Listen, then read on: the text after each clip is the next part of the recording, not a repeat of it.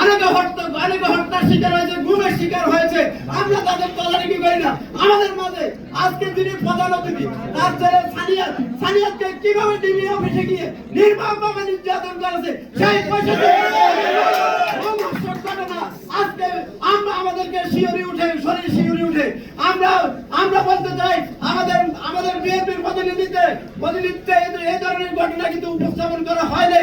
আমরা বিভিন্ন বিএনপির একটা প্রতিনিধি দলের মাধ্যমে বা একটা তদন্ত কমিটির মাধ্যমে এই ধরনের ঘটনাগুলো জাতির সামনে উপস্থাপন করা আমি মনে করি সময় উপযোগী।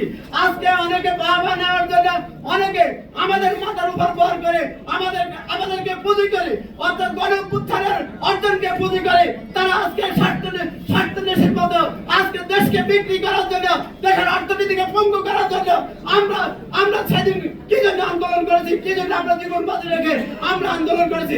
আমরা সেদিন বাসা থেকে বের হতে আমরা জানতাম আমাদের গ্রেপ্তার হইতে হবে, আমরা গুম হইতে হবে। তারপরে আমরা এগুলো জানার পরেও আমরা কিন্তু দেশ এবং দলের প্রয়োজনে এবং খালেদাদের মুক্তির দাবি সহ আমাদের অনেক ইতিহাস আছে। অতএব আমরা ইতিহাস বলে অনেক লম্বা সময়ের ব্যাপার, আমাদের নেতৃত্ব কিন্তু অনেক ধৈর্য